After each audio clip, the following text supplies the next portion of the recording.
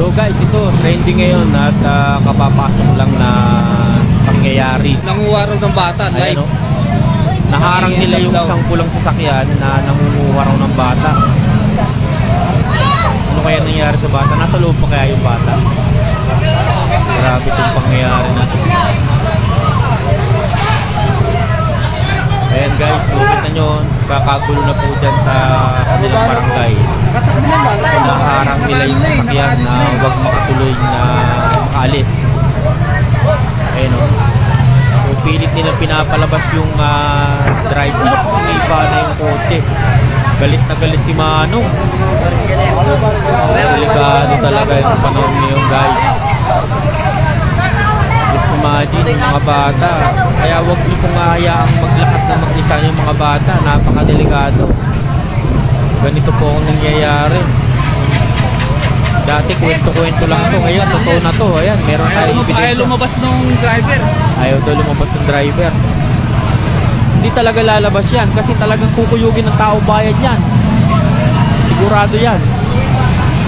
Sobrang daming nag-aabang sa kanya. Hindi talaga lalabas yan. Buti mababait pa yung mga tao dito guys kasi hindi nila sinisira yung sasakyan. Kasi kung sa iba-iba babasagin na talaga yung ano dyan, yung kanilang sasakyan na yan. So yan, hanggang ngayon pinipigilan pa rin kung talagang wala siyang ano dyan.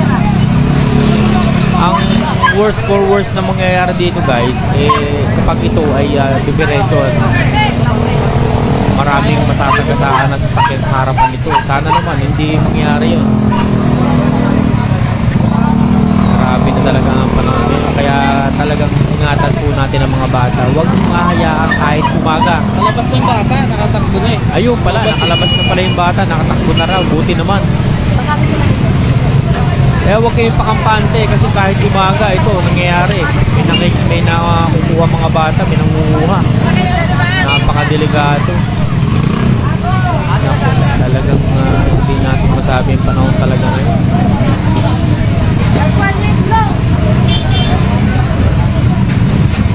Ibang klase talaga ang panahon ngayon. Delikado na talaga.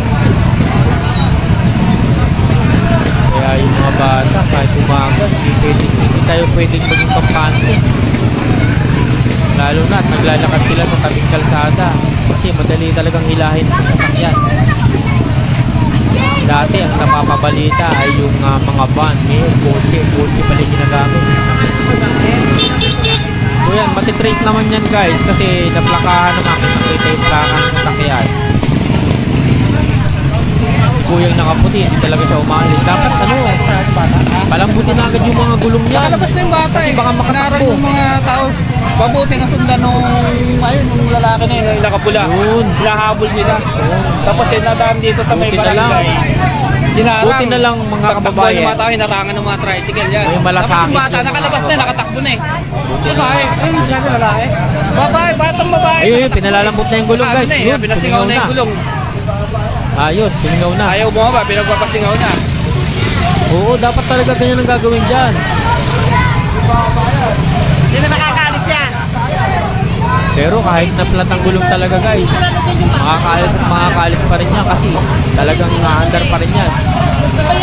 Ayun na. Ayun na, gumagalaw yung sasakyan. Naku. Kuya, alis ka dyan sa harapan, masasagasaan ka dyan. Naku, delikado. Yun, sinira na yung gulong. Naku. Wala nag-aasala. Naku, si Kuya. Hindi talaga umalis. Naku, yan na. Umalis na talaga. Wala na. Kahit katanggulong, usok na yung kalsada. Talagang wala. Maharangan sana, maharangan sa harapan. Delikado talaga yun. Buti na lang. Wala kasaan. Buti na lang talaga. Buti na lang. So, ingat tayo mga kababayan, lalo na yung mga bata. Huwag nating hayaan na maglakad sa labas ng mag-isa.